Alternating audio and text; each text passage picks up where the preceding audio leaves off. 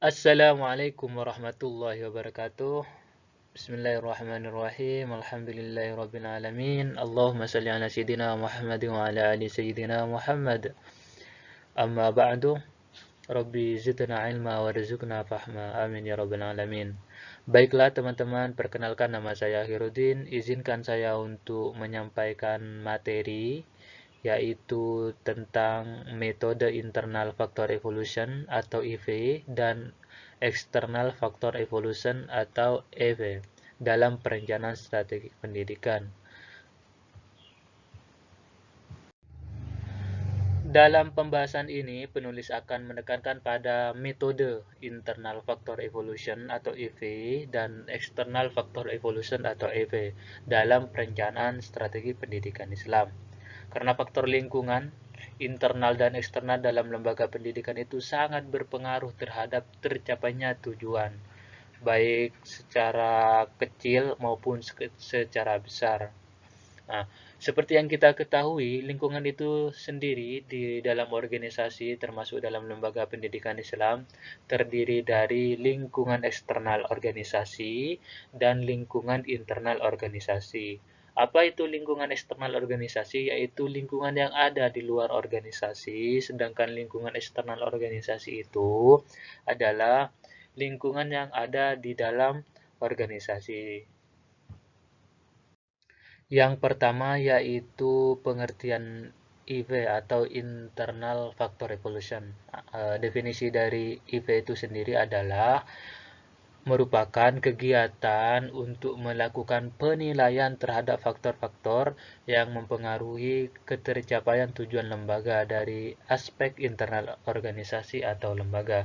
Jadi, kalau EV itu lebih menekankan pada penilaian internal organisasi. Nah, pentingnya analisis lingkungan ini guna untuk mengetahui kelebihan-kelebihan atau kekuatan dan kekurangan-kekurangan atau kelemahan yang dimiliki oleh organisasi, dalam hal ini lembaga pendidikan. Jadi, setelah kita melakukan identifikasi pada organisasi internal, yaitu berupa kekuatan dan kelemahan, maka kita akan melakukan penilaian. Nah, penilaian itu teorinya terdapat pada EV atau Internal Factor Evolution. Selanjutnya adalah setelah kita mengetahui apa itu EV atau Internal Factor Evolution, kita juga harus mengetahui faktor-faktor yang termasuk dalam EV apa saja. Yang pertama yaitu struktur organisasi, yang kedua yaitu sistem organisasi, yang ketiga yaitu sumber daya manusia, yang keempat yaitu biaya operasional, yang kelima yaitu motivasi sumber daya manusia. Nah, dalam hal ini, 5 ini pasti membahas tentang kekuatan dan kelemahan dalam organisasi. Oleh karena itulah, fokus EV itu lebih kepada internal dan yang dibahas terdiri dari 5. Itu. Yang kedua, yaitu pengertian dari external factor evolution atau yang kita dengar dengan EV. External Factor Evolution atau EV merupakan kegiatan untuk melakukan penilaian terhadap faktor-faktor yang mempengaruhi ketercapaian tujuan lembaga atau organisasi dari aspek eksternal organisasi atau lembaga. Nah, pentingnya analisis lingkungan ini guna untuk mengetahui peluang dan ancaman yang dimiliki oleh organisasi, dalam hal ini lembaga pendidikan. Jadi kalau EVA itu juga melakukan penilaian tetapi fokus kepada peluang dan ancaman yang ada dari luar organisasi atau lembaga pendidikan dalam tanda kutip. Lalu kemudian faktor-faktor yang termasuk dalam external factor evolution atau EV itu apa saja? Kan tadi sudah dijelaskan, lebih kepada di luar dan mencakup peluang dan ancaman. Apa saja yang mempengaruhinya pada EV itu?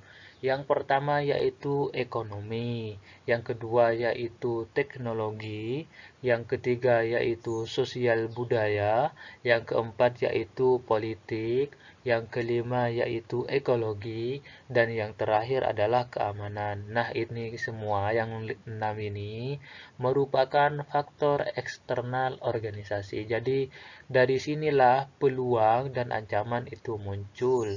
Dan dari sinilah peluang dan ancaman akan diidentifikasi.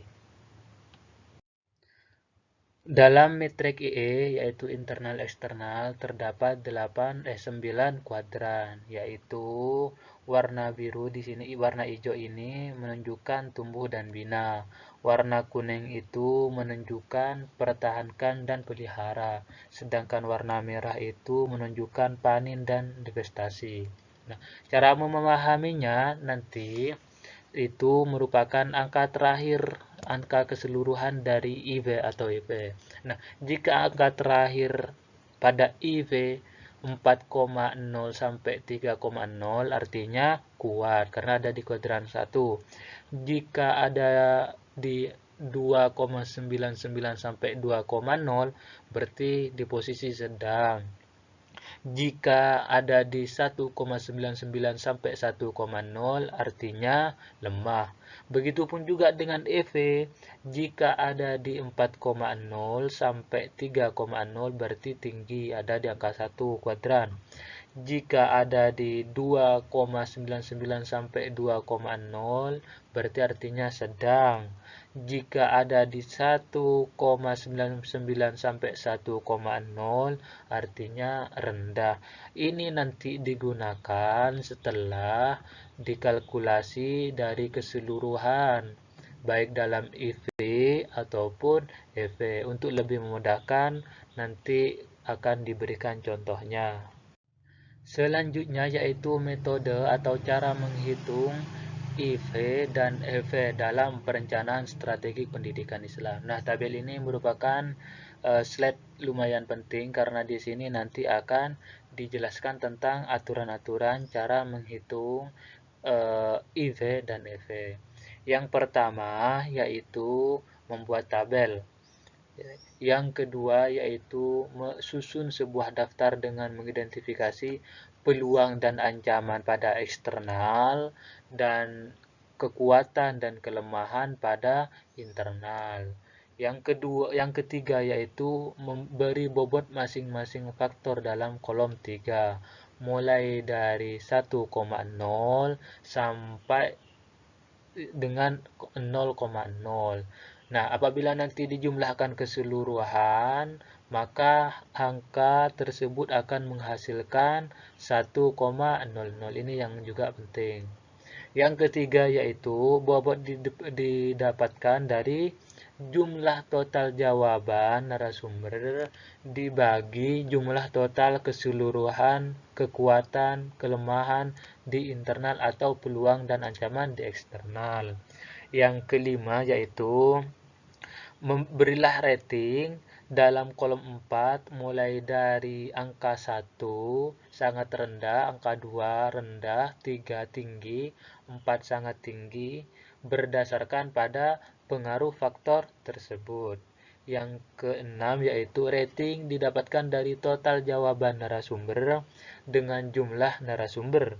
Yang ketujuh yaitu setelah ditemukan rating sama bobotnya, kalikan bobot pada kolom 3 dengan rating pada kolom 4 untuk memperoleh skor pembobotan pada kolom 5. Hasilnya berupa skor pembobotan untuk masing-masing faktor dinilai bervariasi, mulai dari 4,0 sampai 1,0.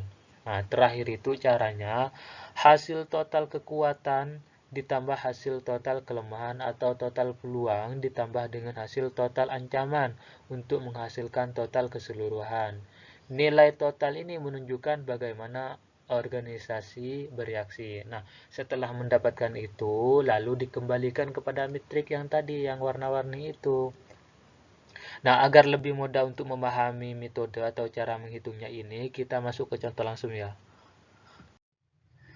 Agar lebih mudah memahami cara menghitungnya IV dan FV, kita langsung masuk pada contoh ya teman-teman. Jadi di contoh ini kami mengambil dari IV saja, yaitu di external factor evolution. Di eksternal itu yang diidentifikasi adalah peluang dan ancaman. Di sini kami menulis beberapa peluang dan ancaman. Di peluang ada 3, di ancaman ada 3. Tapi kami untuk teman-teman bisa mengidentifikasi lebih banyak lagi seperti itu. Jadi boleh sampai 10, boleh sampai berapa saja boleh.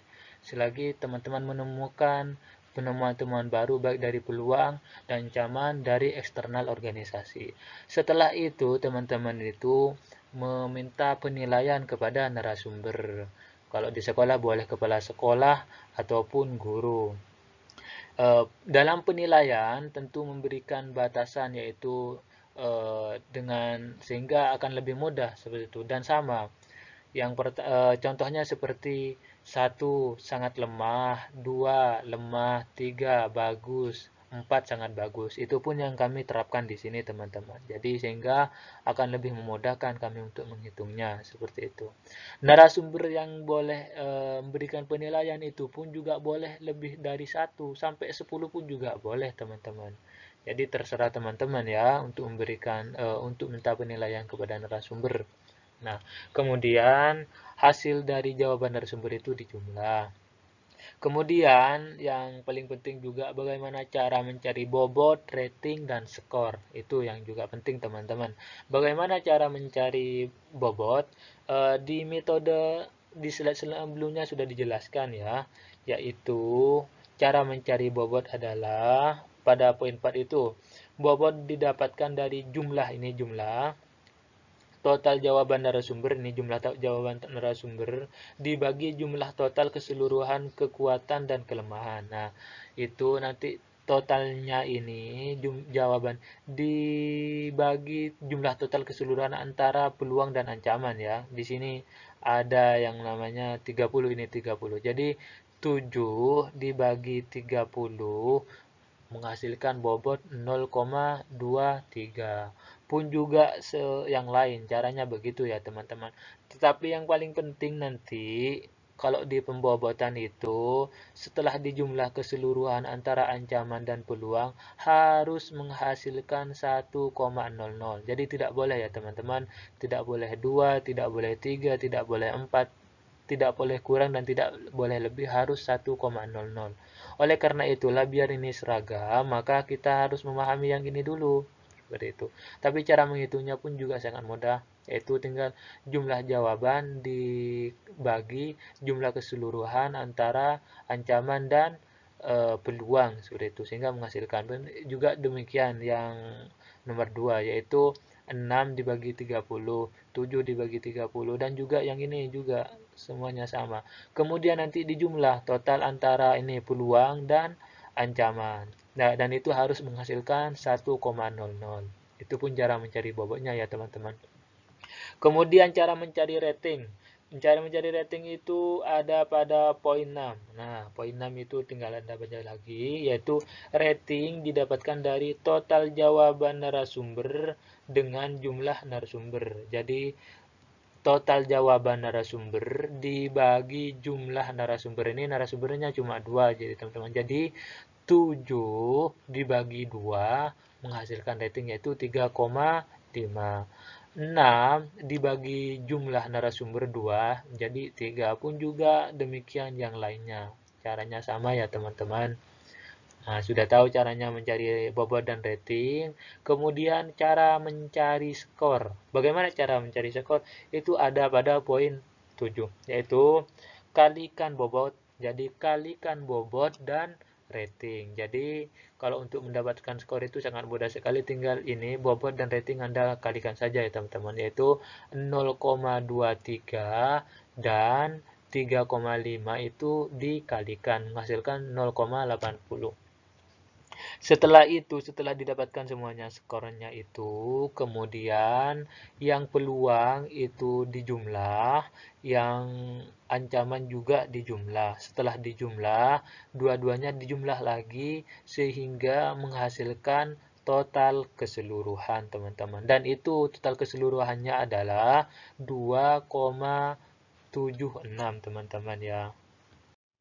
Nah, setelah ditemukan jumlah keseluruhan, nanti dimasukkan kepada metrik IE ini, kerumusan yang 9 kuadran ini. Ada di posisi mana itu 2,76 dalam IV itu. Nah, berdasarkan hasil penilaian pada metrik EV yang sebelumnya itu di atas, maka ditemukan total skor sebesar 2,76. Itu dari mana ini? Dari slide sebelumnya ya, teman-teman. Hal ini menunjukkan bahwa ini ya, berarti di antara 2,0 sampai 2,99. Nah, ada di posisi sedang. Nah, menunjukkan bahwa sekolah tersebut posisinya bertahan. Jadi bertahan, yaitu bertahan dalam memanfaatkan peluang dan ancaman dari sekolah. Begitu, tinggal Anda menyesuaikan dengan ini ya teman-teman. Setelah ditemukan baik itu EV ataupun IV teman-teman. Cara menghitungnya nanti harus kembali kepada ini lagi ya teman-teman untuk tolak ukurnya. Nah, dari sinilah nanti akan diketahui bagaimana posisinya atau strategi dalam pandangan metrik EE atau IV dan EV teman-teman. Nah, untuk menghitung IV sama dengan cara menghitungnya EV yang ya teman-teman. Jadi sama cara menghitungnya. Jadi aturannya sama. Yang penting sudah ditentukan indikator kekuatan dan kelemahan. Jadi sudah teridentifikasi kekuatan dan kelemahan di internal organisasi dan meminta penilaian. Seperti yang tadi itu teman-teman, kita minta penilaian kepada narasumber. Narasumbernya pun juga tidak dibatasi, indikatornya pun juga tidak dibatasi. Hanya saja di sini dibatasi 3 pada indikator dan 2 pada narasumber untuk memudahkan kita memahami terhadap materi ini, teman-teman. Dan cara menghitungnya, teman-teman. Yang penting teman-teman bisa mengetahui bagaimana cara mencari bobot, rating, skor, dan bagaimana cara memasukkan kepada metrik IE, teman-teman. Baiklah teman-teman, terima kasih.